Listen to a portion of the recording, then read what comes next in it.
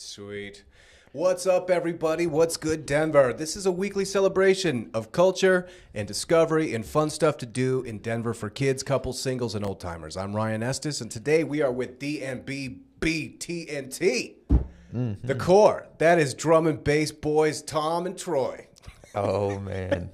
Man, I got to get the drum and bass track back to Troy. I actually did put some hours into it, though. Let's go. It was going crazy when Troy sent it back. I almost was like, I might have to dial something in a little bit. Like, Troy sent it back is like going hard as hell. Yeah.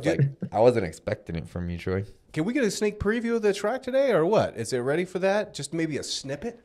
I can probably play Troy's demo that he included with the last version of it, and I think we could get it to go through. We get a little sneak preview. Nice. Yeah, that would be awesome. Okay, see if you could key that up. For people that don't know, well, first and foremost, we miss Olivia. Olivia's not with us today. She's feeling a little under the weather, so we hope you get well real soon, Olivia. But these two guys have been working on a drum and bass track, and I've been trying to like weasel my way in with a tambourine solo. So you guys let me know when it's ready for that. And I'll just go off with that tambourine. Yeah, you can definitely get some tambourine in there. I love a good tambourine solo. Yeah, I think I'd be the first and probably last to rock that into a drum and bass track. But yeah, last time I heard that track, it sounded really good. So we'll get into that. All right, today's feature is Denver history, and we'll kind of go light with it. We just got a couple of things we're going to touch on. Tackling Denver history is it seemed a little overwhelming when I started thinking about it, but I was like, forget it. We're just going to do something light and fun. And then we are planning on bringing Kyle in here, and we'll get real deep on some Denver history. He's going to have some history for us. Yeah, I love that guy. Okay. To follow the show, go to kitcaster.com/Denver and subscribe to YouTube, Apple Podcasts, or Spotify. Today's sponsor, once again, Samana Float Center. That is samanafloat.com. 26th and Larimer, right on the heart of Rhino.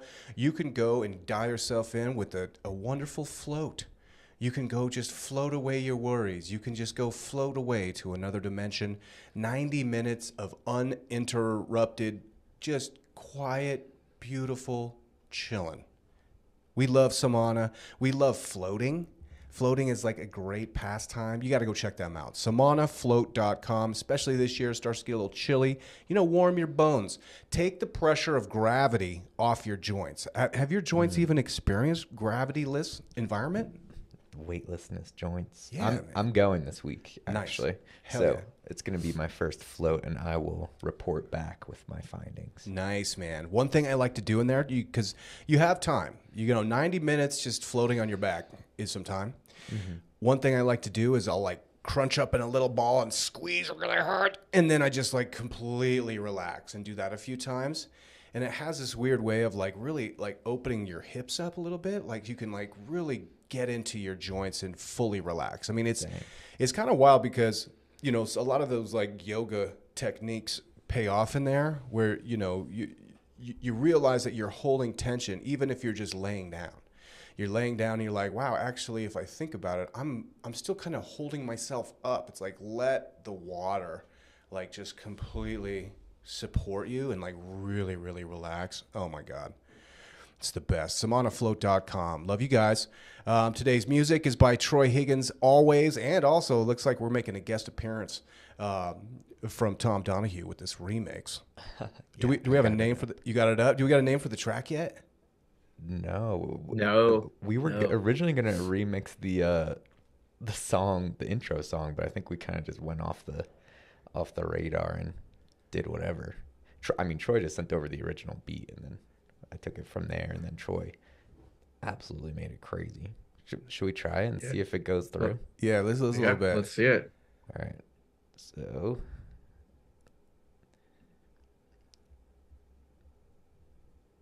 Oh, hold on a second, because I know that I should be seeing it right here. Let me just make sure. Okay. I think it should be coming through. I'll be able to tell once we start it, but.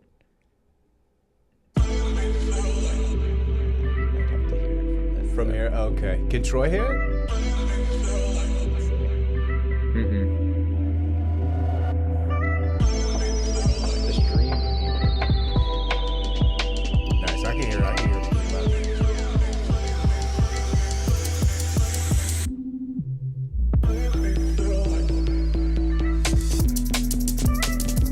I can't hear it, but I'll imagine I can hear it. Yeah. Let's go. I know what it sounds like. I know what it sounds like.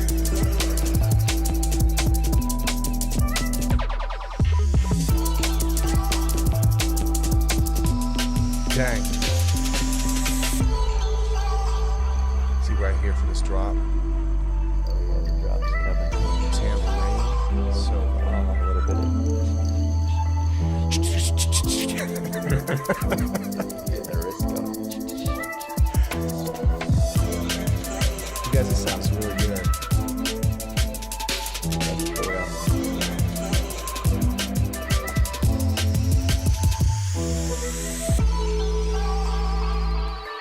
I'm excited to hear which parts you guys are referring to in the post. About to be the rapid.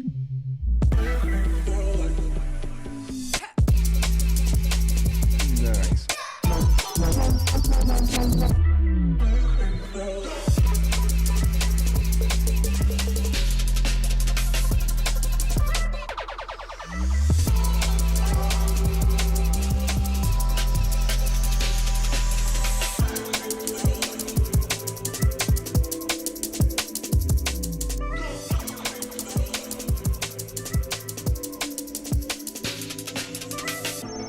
Dude, that's great. That's that as the track currently. Well, I've got a couple hours of changes to that, but I mean, I didn't even know what to do when Troy sent it back. I was like, damn, there's a lot going on here. I don't even know where to go, but it's sounding pretty nice. I'm excited to hear where it goes. Yes. Yeah, it sounds really. I mean, the mix is amazing, but also it's like it doesn't ever really let you relax into it. It's just changing and changing. It's amazing. Good track, boys. Got the tracks going. Thank you, sir. Yeah, I love it. And I'm just putting it out there. The track name TNT. See, that stands for Troy TNT. and Tom. You could have like a little cartoon Dynamite on there. It would look great on a 12-inch. That's what I'm saying. That's actually pretty good. Now that'll sell. Yeah. That'll sell. TNT. What's the current state of drum and bass? I think it's huge in the UK, Yeah, like massive. It's huge in the UK and Europe. I was just Yeah. over there and they love it. Yeah. Yeah, Over here, it's not as much, but it's creeping its way around. there's a smaller niche for sure Yeah. over here. I mean, when I was over in Europe, though, that's where I was hearing some good stuff. Yeah. I heard this random guy in like Amsterdam disrespecting us. It was really good. He was disrespecting who? Everyone in the crowd Oh, really? with bass. Nice. Yeah. Nice. That was good. We had a good time there. We just weren't expecting it because it was this event in Amsterdam, because we were in Amsterdam a couple days before going to Tomorrowland, and there's this one like dance club there that is pretty notable called Melkweg, and they have Cheeky Mondays. So we were like, cheeky, okay. We didn't really know what it was gonna be, but we're like, it's probably gonna be some like club, like some UK Disco stuff? some UK bass or something, because Yeah. it's cheeky. And then we went in there, just drum and bass in our face the whole night with the MC going and stuff. He's Nice. like freestyling. It was good. That's cool, man. Yeah, shout out to Denver history. Like back in the 90s, there was the club called Snake Pit, and they had great drum and bass nights. Really, Dan? Yeah, and back then too, that was like drum and bass was like the future, you know. And then I remember in kind of late '90s when I was managing Dazzle, we'd bring in a couple of bands that would do live drum and bass stuff. There was a group called Cocktail Revolution. There's this drummer named Zach Peatlock, and he would play drum and bass live drums, and it was so sick how he did it. So he would put like the hi-hat kind of over the snare so that like he could play like he could like go in between, like Yeah. underneath it. Oh, That is sick. That's crazy. yeah, he was dope. That guy was amazing. He was like a reggae drummer, and then he could just like do it at like 4x speed. Yeah. It was so cool. Nice, Hell yeah, man. man. Let's rip into some events for this week. I got a couple of things. All right. All right, let's do it. So Thursday, November 16th, we have toddler story time at Bar Lake. And I just want to give a shout out to Colorado Parks and Wildlife for their robust children's programming at Bar Lake. I mean, I keep reading all these events, but it's just so cool. You know, whoever's doing stuff over there, they got massive motivation and just create all these cool free events. I don't know about this. Where is Bar Lake? Bar Lake, man, I gotta Google it because I think it's up 285 and double check. Oh wait, it's in Brighton, Piccadilly Road in Brighton, so it's a little bit northwest.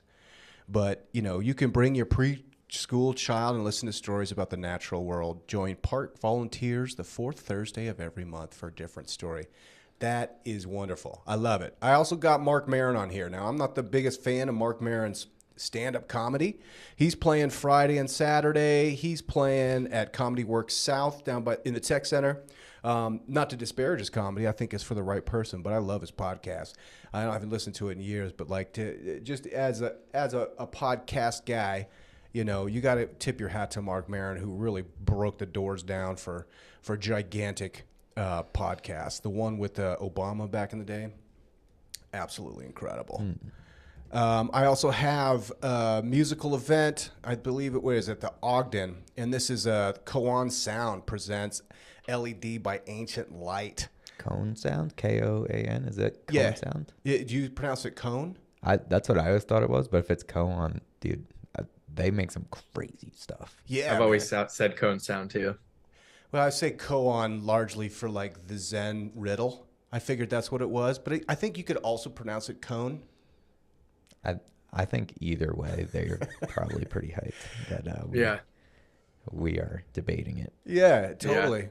Yeah. Those guys are absolutely amazing. I really like them too because they have kind of I don't even want to say, I mean, it's like 90s like dance music, like retro at this point because it's a retro sound, but they definitely have that like live instrumentation kind of old Bill Laswell thing going on. Yeah, super sick. And also it's kind of like tech house.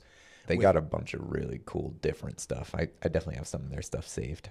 Yeah, totally, man. So shout to those guys. I saw them, and again, this like reminds me of back when people were like really mixing like electronic music with live instrumentation. Sound Tribe and those guys back in those days, they do that stuff really well. So they are playing Saturday the 18th at the Ogden. Shout to them. And then I'm just going to be super basic here, and I'm just going to say Sunday, November 19th, we got the Denver Broncos versus the Minnesota Vikings. Dang. I'm back on the Broncos bandwagon. They got 3 wins. That win last night was one of the weirdest games I ever seen. Troy, did you see that game? Yeah, they beat the Chiefs and the Bills 2 games in a row. Yeah, I know. They're streaking. I mean, they kind of just stomped the Chiefs, which I already went into that. That felt good. But that game last night with all the fumbles and the turnovers and missed kicks, they were down by 1, missed the kick at the end, but the Bills had 12 guys on the field. It's like, dude, the up back has one job, literally one job. Count the players. That was insane. Not what I would have predicted at all. So, you know, I mean, Russ, he's playing better. He's making weird reads, but like I was very critical about Sean Payton, you know, but now it seems like he's really figured out how to dial in Russ. It's like just let him pass it 3 yards down the field. Like no thinking, Russ, no thinking, just short passes, and then Javonte is just running like a beast. So, you know, I mean, we're 4-5 at this point. We win 2 games. We're 6-5. Maybe there's a chance at the playoffs. Be amazing. Your defense looks incredible, and I think you're tied with the Chargers now. I'm pretty sure. Maybe Chargers could have one more win. I'm not sure. Well, they lost last week, I think, to who was it? The Saints or something? No. Yeah, you're tied with the Chargers now. They lost to the Lions. Oh, that's right. That's right. The Lions are on a tear. So, yeah. So, I mean, like the AFC West is kind of, I mean, obviously you got the Chiefs up there, but everything else, like, you know, whoever finishes strong. And it's crazy to say that the Broncos defense is looking so sharp. I mean, the Bills fired their offensive coordinator this morning. So, did they? Yeah, you can tip the hat to the Broncos for that one. Wow.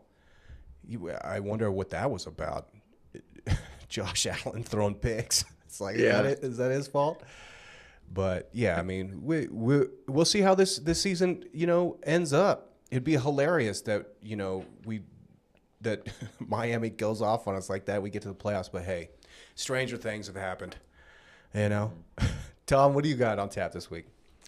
I am going to go through a couple things. Also, I wasn't going to bring this up, but since you did a little comedy feature, I was thinking about this, and I got to hold myself accountable because I was definitely wrong.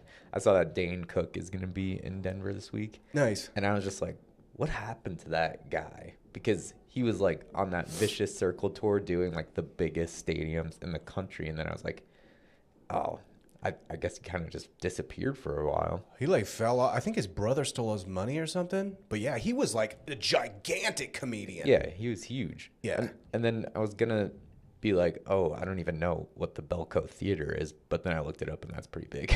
Yeah. So, sorry, Dane Cook. I did doubt you for a second. I thought Belco Theater was going to be a smaller place, but it's definitely a huge spot. But that's going to be November 17th, which is Friday. Dane Cook presents The Perfectly Shattered Tour. I remember when he was just like the biggest thing at that Vicious Circle Netflix special from MSG. Yeah. That was huge. It was in the round, so he's like doing his his stomping around. Yeah, man. Yeah. Yeah. There's nothing like that before. Totally. So I'll mention that for good old Dane Cook. And then where I'm going to be Friday on the 17th is Disco Lines at Mission Ballroom. Disco Lines is dope. He's a fairly new DJ producer. It was the best set that we all saw at Electric Forest last summer. So we're going to go see his headlining show on Friday. But yeah, it was sick. He makes like a lot of tech house, bass housey stuff, but like, and disco stuff, obviously, Disco Lines. But he was just throwing it down at Electric Forest. We were all so surprised at the things he was playing. So it was a great set, and he's been kind of on top of the game for the last few months since then. And then Saturday, I just saw this as well, but there's an Ableton Live free workshop from Sound Barrier Music Academy. Cool. Sounds pretty sweet. They're going to be going through, giving you tips, tricks. Hold on. Let me just read this little description. Join us for an incredible learning experience hosted by the renowned certified Ableton Live trainer, Amiri. With her expertise and passion for music production, she'll guide you through the realms of sound design, automation, and resampling using the powerful Ableton Live software and Push 3, which is the Ableton like beat pad controller. Cool. I got a Push 2. I don't know if I'm allowed to participate with my Push 2, but that sounds dope. So I think I'm definitely going to check that out. That's November 18th from 4 to 6 p.m. and that's on Santa Fe, 652 Santa Fe. Yeah, that's what I got. Nice. Nice. That Ableton thing sounds really cool. I remember it's almost like a live beat making thing, but it sounds like it's more like a workshop. So this seems like a workshop. Yeah. Yeah. Learn new tips for sound design, automation, and resampling via Ableton Live and the Push 3. Sick. All right. Check that out. Cool. Well, let's go right into our feature. Are you ready? Let's do it. Yeah. Okay. Let's cool. do it. So we got Denver history, and I was thinking about this. I think it could have gone a couple of different ways, but I wanted to just feature I've been really into like the Old West lately. I've been reading a lot about Kit Carson. I was thinking about talking about him, but even though there's like a town in Colorado called Kit Carson, and he was all trumping all over the West and Colorado, really wasn't a Denver guy. So I was trying to think of like a good, and there's so many amazing old school Denver guys. And so the guy I pulled is Little Raven, who was an Arapaho chief, and he was kind of instrumental in early Denver. Particularly, I love this guy because he represents, I think, something in like the story of the West that isn't often talked about, which is like the indigenous native peoples that were kind of like living amongst the white people and were able to kind of come in and out of that culture very fluently, spoke English, spoke he spoke Cheyenne, obviously, and Arapaho, which is similar and related. But an absolute legend. So here's a couple of his highlights. So he was a guy that was signing treaties with the U.S. federal government, which of course were broken. He negotiated peace between various warring tribes, and also ultimate peace treaty that resulted in kind of like reservation allotment for the Arapaho and Cheyenne with the federal government. So, you know, this guy stands out not only also because there's a short street that's named after him down by the skate park. And that area of Denver is the oldest part of Denver, which is confluence of Platte and Cherry Creek. You know, so this is where basically a couple of things happened. This is what was an indigenous in settlement for many years, largely because there's water there. But it also became kind of the base operations for what was Larimer, and later became Denver, because it was kind of the passage that you came through if you wanted to go through the Rockies. You know, so basically you got all these like covered wagons as kind of westward expansion is happening, and they're like, oh, we want to go to New Mexico, or we want to go to Oregon. You know, you stop at the confluence of the Platte and Cherry Creek and look at those mountains, and you're like, oh shit. You stay here for a little while, and you're like, I'm not sure if I'm trying to go through that yet. Yeah, I don't know. Like, you know, wait for the summertime. Yeah, maybe we need to chill here, and maybe 2 summers. Yeah, and then you know, houses start popping up. They're like, you know what? Actually, this place is pretty dope. Yeah, let's stick around. Let's stay here. You know, and so Little Raven was one of the guys running around the early dusty roads of Denver. Him and Soapy Smith and you know, creating opportunities for all the people that were, you know, the 49ers, the 48ers, and the 49ers that are coming through trying to get to California, go strike it rich, you know, which really kind of was a early boon to what you could call Denver economy. Awesome dude. I'm going to actually send a link. I didn't pull it up, but this book I'm reading right now has a great chapter about Little Raven. He was an absolute G.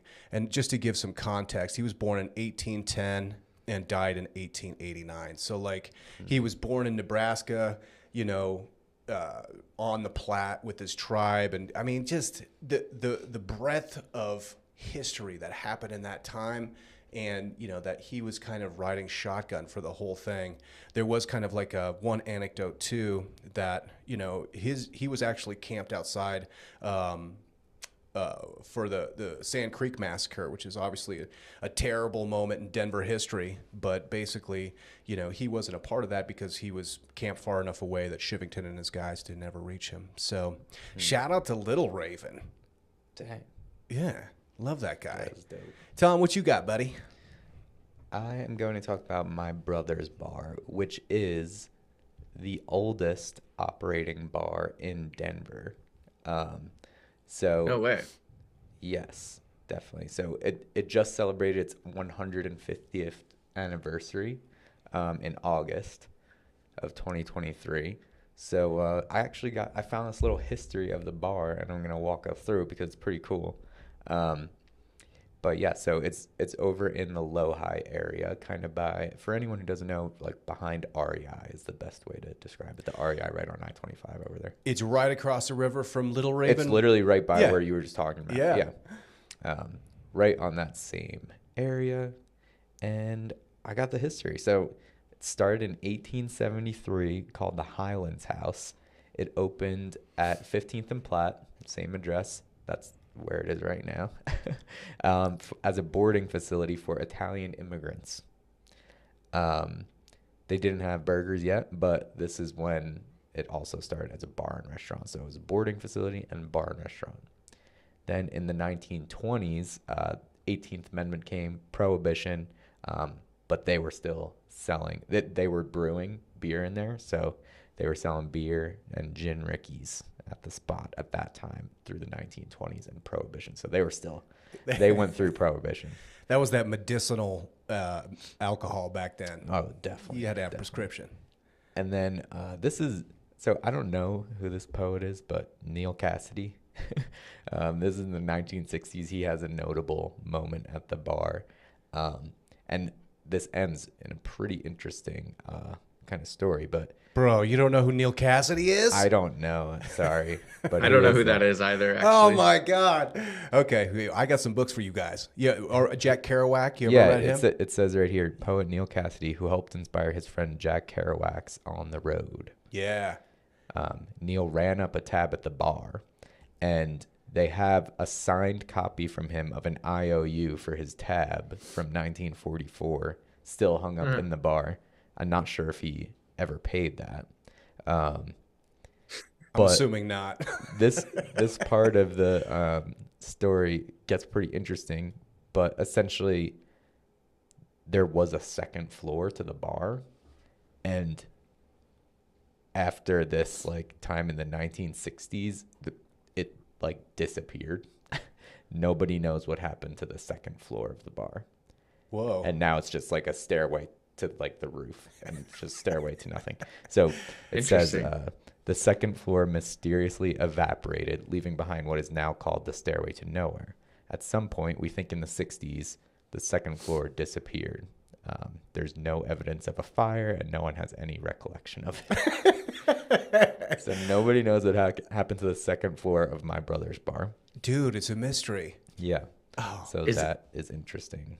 Is it the original structure, like where it started?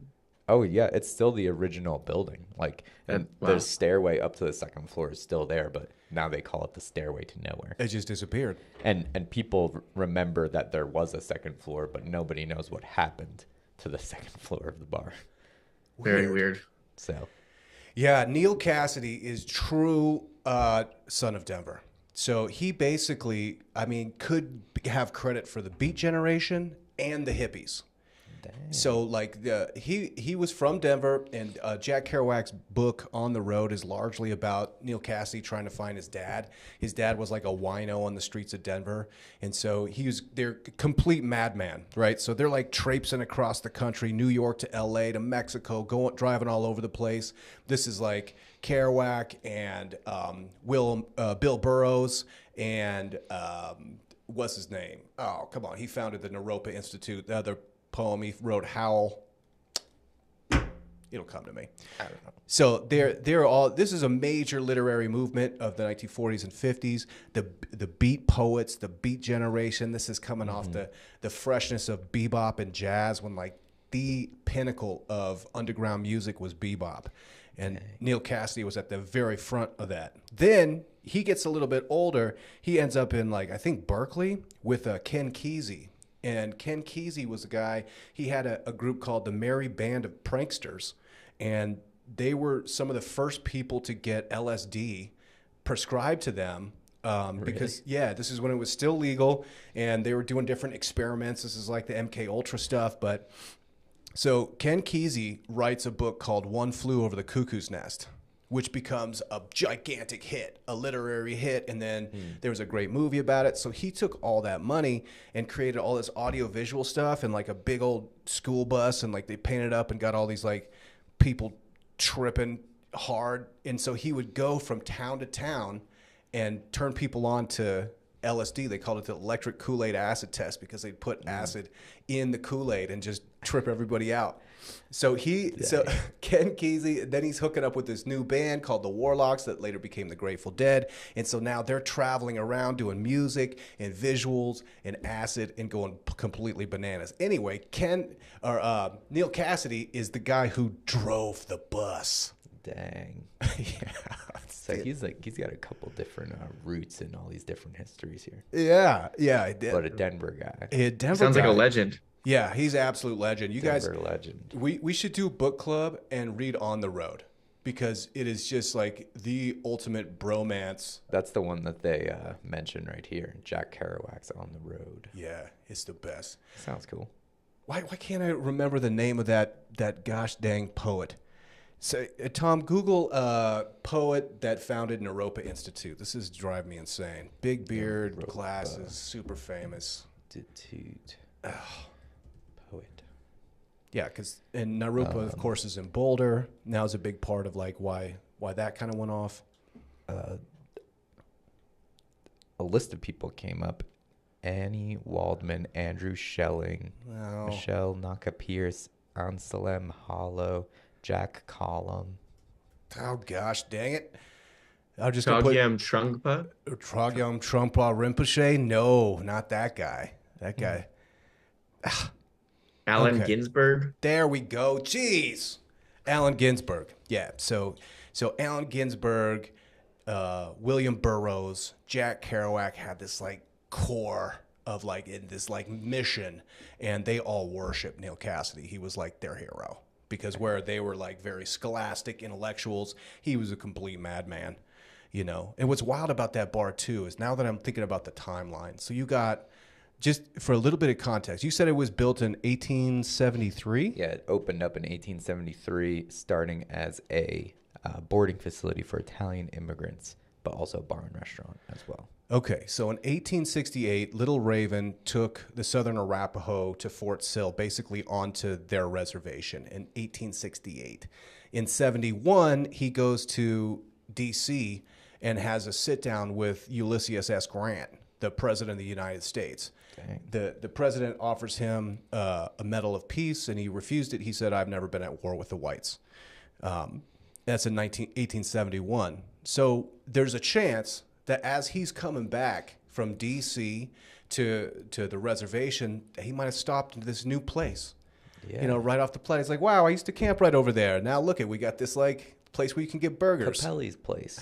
Capelli's. The Highlands House. Yeah. And it's cool. In these old like drawings of the bar, it has the second floor in it. And now, really? Yeah, when you go over there, there's no second floor. But anyway, hold on. We're not done with the history. So in the 1970s, the place was bought by Jim and Angelo Caragas. So it was either called Paul's Place or the Platt Bar. Some people debate what it was called, but they are also the reason for the current name, My Brother's Bar, because in order to evade paying vendors, they would always just say, "Oh, it's not mine, it's my brother's bar." So like they both owned the bar, but they would always just say it's their brother's, and the brother they were never both Was never there. Yeah. So that's how they would get away from paying people. That's so funny. A couple more things. Mid 1970s, Jim used to help his daughter sell the most Girl Scout cookies by purchasing a bunch of them, tens of thousands of dollars of Girl Scout cookies, and then just sell them in the bar throughout the next few months that it was not Girl Scout cookie season. So the tradition still lives. You can still buy boxes of Thin Mints and Do-si-dos at the bar.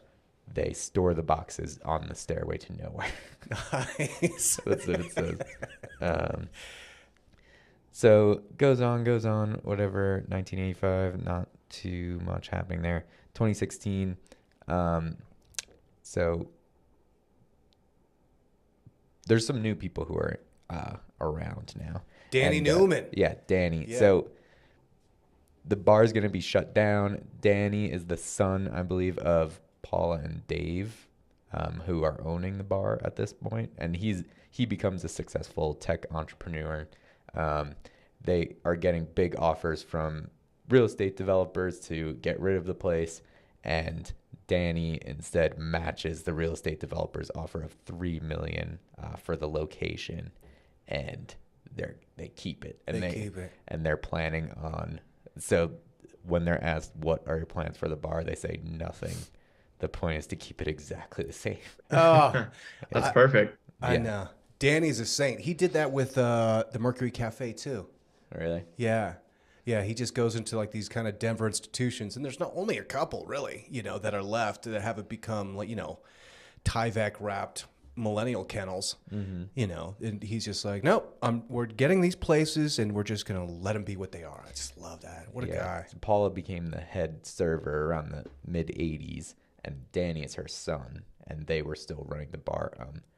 Paula's husband, Dave, which I'm not sure is Danny's father, but anyway, they called him up and they're like, we're thinking about selling the bar to this real estate developer. He says, I'll match it. And then he gives them $3 million to keep it going. God, that's awesome.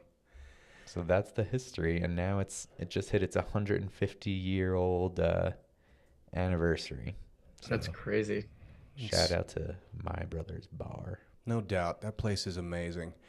Yeah, we got to get Kyle in here to just open up this period. I mean, this period of Denver history is just. Yeah, he knows all about it too. He knows all the characters. He knows secrets. I might have missed it. When did your brother bought the bar? The bar is called My Brother's Bar. So when people were coming to look for him to pay the bills, they're like, "Oh, hey, this is my brother's bar." This whole conversation, I thought your brother bought and owned the bar. No, that happens. It's confusing. That happens. That's Whoa. I think what they wanted. No, because there was the two brothers owned the bar back in like the 60s and 70s, and in order to avoid paying people whenever they would come, they would just say, "Oh no, it's my brother's bar." That's hilarious. So it wasn't actually called that then, but then it eventually took up that name. Because I know you have a brother. I do, but he does not own that bar. So it was somewhat believable. It is confusing because it's my brother's bar. That's what they want. That is hilarious. Did you clarify that at any point, or am I just dumb?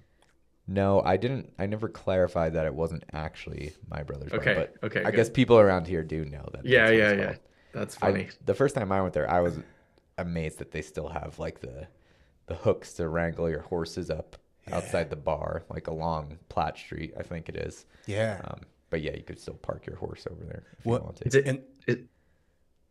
Go ahead, buddy. Go ahead. Is it kind of like a touristy location, or does it like actual locals go there?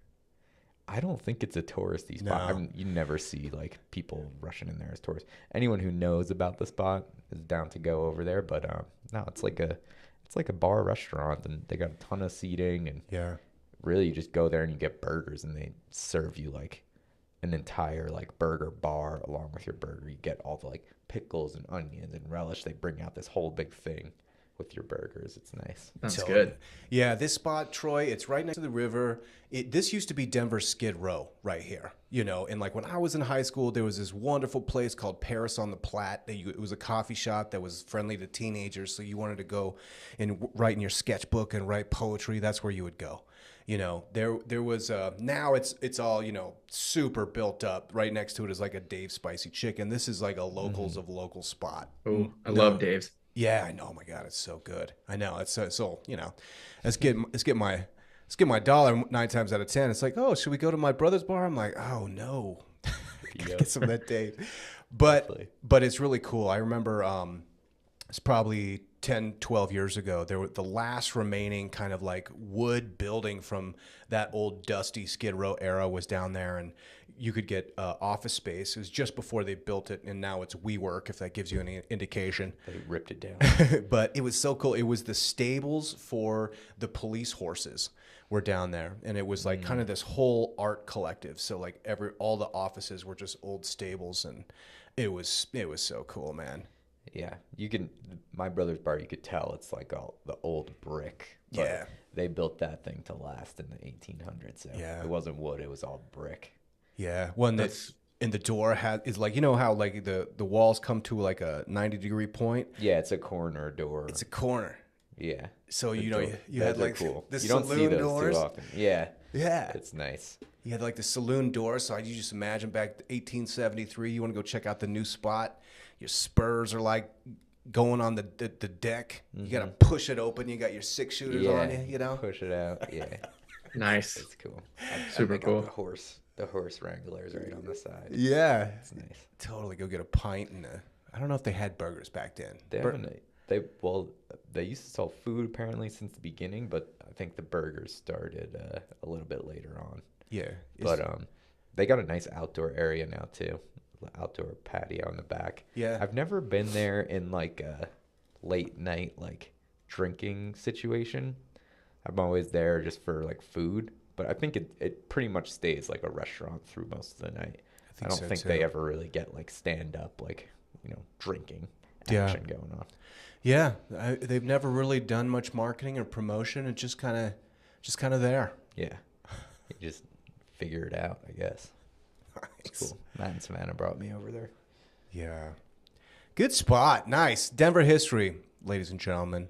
Mm-hmm. Correct me if I'm wrong on any of my facts here. Yeah. So let's jump into highlights from last week. Troy, how was your week, buddy? Have you found a place yet?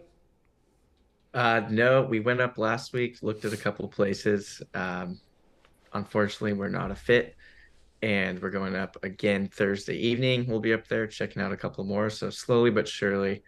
I've noticed though that the it's kind of the that time of year where you get deals on places. People aren't Mm. moving a lot during, the holidays, Thanksgiving, Christmas. So landlords get more desperate and drop their prices because it's harder to fill their properties with tenants. So closing in, we're closing in on a spot here. Nice, man. Yeah, and yeah, this weekend did a little pop-up shop with my girlfriend. She does these vintage pop-ups where she sells clothes. There's usually some snacks, some wine, and some customers show up, hang out, some music. It's a good time. So helped her set up that this weekend, and yeah, good times overall. Watched some football on Sunday, relaxed. It was nice. That's so cool. So is she a picker? Yeah, Is she a picker? I'm not sure what you mean by picker. Like she goes and like finds the different vintage clothing and then like puts it together Uh, and merchandises it and that stuff. Mm.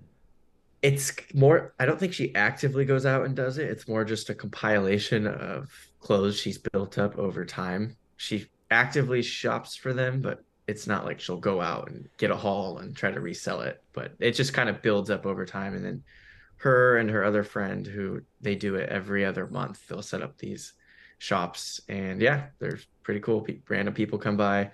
We got a couple, sometimes people get them confused with like a traditional garage sale.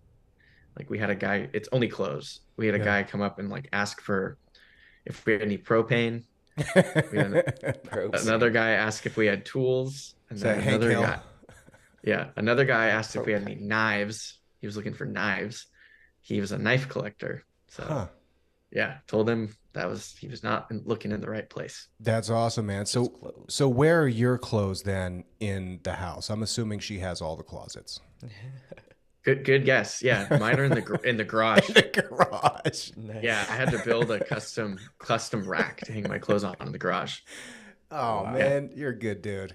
we have the master closet, and it's still overflowing with her clothes. Wow. Nice. Yeah, so Sacrifices. That's so yeah, cool. Yeah, it's my fine. my wife's a picker. She loves it. She's a collector. She's done much better over the years. She had quite the collection, but Oh wow. she's pared down, and that's gone on to my daughter. She's like she loves it, man. Mm. Finding the deals, the bins. Nice. Yeah. Gotta find the good stuff. No, Yeah, for sure. But cool. yeah, what about you guys? What'd you get up to this weekend?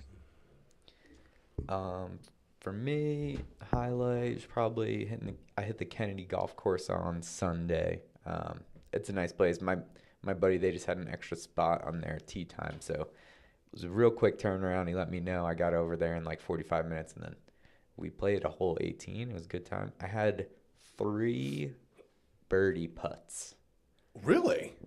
3 birdie putt opportunities. Oh, They ended up being 2 pars and a bogey. not bad, man. But I had 3 chances at a birdie, which is like more than I've ever had in any game.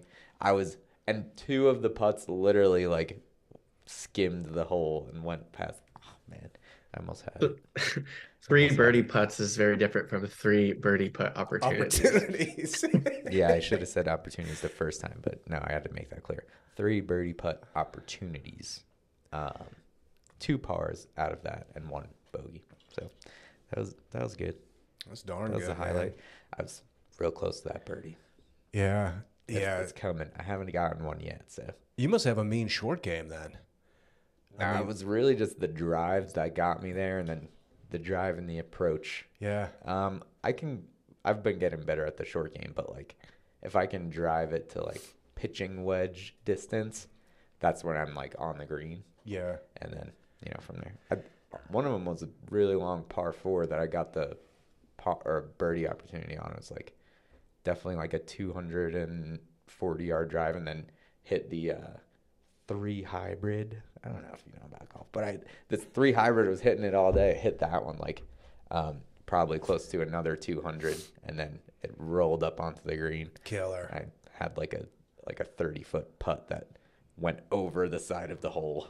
It was rough. But Nice. Yeah, yeah. I'm more of a top golf kind of golfer because I love swinging, but like, yeah, the putting is.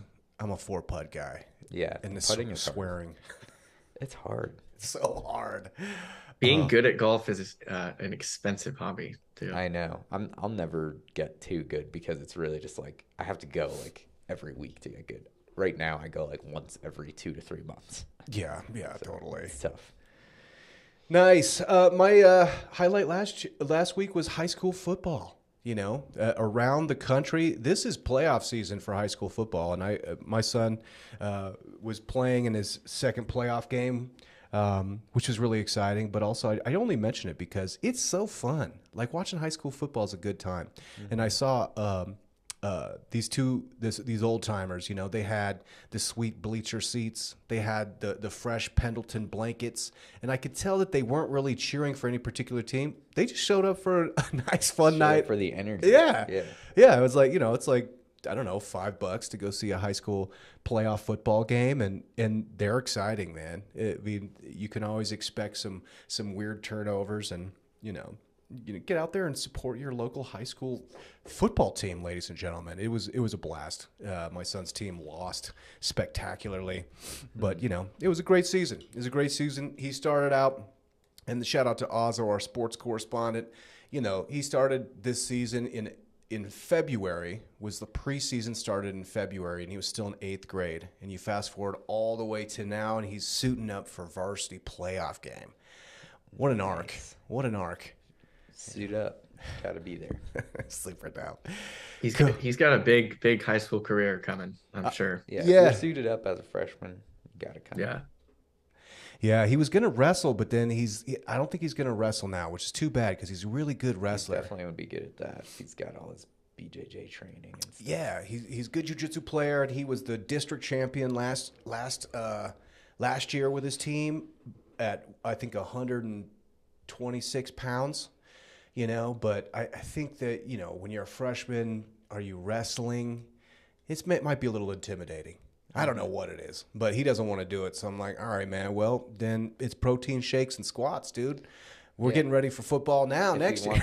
If he wants to be done with football around senior year, he could just show up in wrestling and run the game and keep his jiu-jitsu up. Yeah, exactly. Yeah, I'm bummed out, though, because, man, you talk about cool sporting events. Wrestling, I think it's one of the best spectator sports there is, especially the state championship where you have like 12 mats. So I'm going to be bummed out I'm not seeing him wrestle this year, but I'll probably still go to the matches. We'll get him hyped up, get him to walk on next year. It's a lot more spectator friendly. Like if a lot of spectators watching jiu-jitsu, they're not going to really know what's happening. They're going to be like, why did that person tap out or something? Totally. Wrestling, they're like, he's got his shoulders on the mat. Yeah, you slam the mat. Yeah, they're like, 2. Yeah, totally. I know. In jiu-jitsu, you're exactly right. Especially in the gi, it's just like, what are these guys doing? Yeah. They're just like really know hugging each other. Yeah. Like, how is he? Wait, he's getting choked? Yeah. How? Yeah. Well, and they're like 6-7 minute rounds too, so you're kind of like waiting for something to happen. Whereas like wrestling is like 2.5 minute rounds. Boom, boom, boom, boom, boom. It's in and out. Slams happening. Slams, totally, man. So we'll see. We'll see. No wrestling this year. That's fine. Maybe I'll get him over here and we'll take him to that new gym. We'll go get him all beefed up. Nice. Yeah. Nice. Cool. Sounds dope. All right, guys. Well, that's a wrap, man. Thanks for sharing the new track. I can't wait to hear the next version. Definitely. I gotta been seeing more work on. Yeah. Cool. Shout out to our sponsor, Samana Float Center. That's samanafloat.com. Definitely please follow the podcast, kitcaster.com/Denver, and you can subscribe there on Spotify, Apple, or YouTube. We are live streaming on Tuesday mornings. If you want to put something on, you could subscribe there and watch the stream. That's it. I appreciate everybody for listening, and goodbye, Olivia. Hopefully we'll see you in a couple of weeks. We missed you. Other than that, have a wonderful Thanksgiving next week, and we'll talk to you all real soon. All right. Later, everyone.